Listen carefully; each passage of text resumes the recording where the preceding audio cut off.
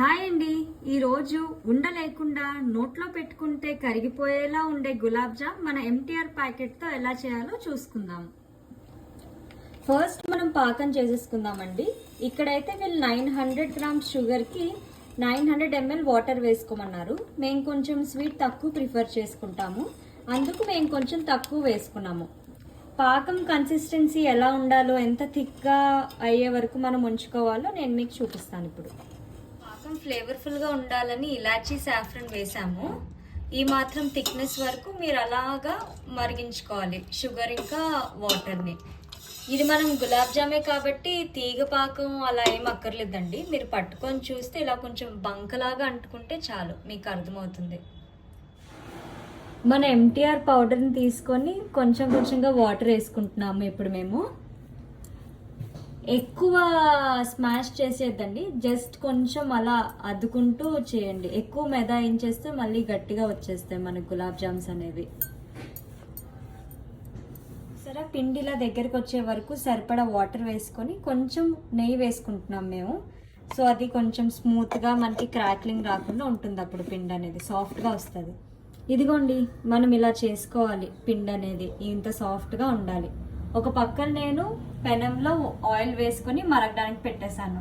ఇది నేను మరిగే వరకు హైలో పెట్టుకుంటాను. ఒకసారి మరిగాక సిమ్ చేసుకొని ఈ పిండిని చిన్న చిన్న బాల్స్గా చేసుకొని వేసుకుంటాను. కొంచెం నెయ్యి తీసుకుంటున్నాము, అప్పుడు మనకి బాల్స్ అనేవి అంటుకోకుండా వస్తాయి మన చేతికి. ఈ మాత్రం తీసుకొని బ్యాటర్ స్మాల్ స్మాల్ బాల్స్గా చేసుకుంటే చాలా క్యూట్గా అందంగా వస్తాయి మన గులాబ్ జామ్స్ అనేవి ఉండలు లేకుండా.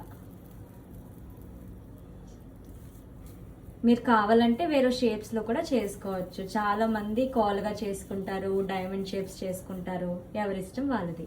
ఇదిగోండి, మేము చక్కగా మా షేప్స్ చేసేసుకున్నాము. అలానే ఇటు సైడ్ నూనె మరుగు పెట్టుకోవడానికి పెట్టుకున్నాం కదా, బాగా మరిగింది ఇప్పుడు నూనె. ఇప్పుడు నేను దీనికి సిమ్కి మార్చేసి మెల్లగా ఒక్కొక్కటి కూడా వేసేసుకుంటున్నా. ఇవి సిమ్లోనే వేగాలండి.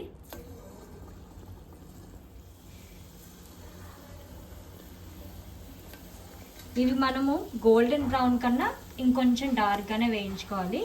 ఎందుకంటే మళ్ళీ మనం పాకంలో వేసేసరికి కలర్ అనేది తగ్గిపోతుంది. దాన్ని అకార్డింగ్గా మీరు కలర్ అనేది చూసుకోండి.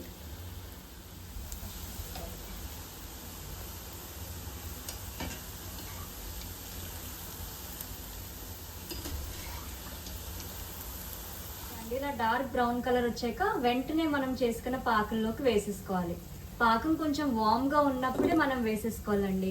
అప్పుడే ఇప్పుడు ట్రెండ్ అవుతున్న మల్మల్ కాటన్స్ లాగా మన గులాబ్ జామ్స్ కూడా సాఫ్ట్గా క్లౌడీగా ఉంటాయి.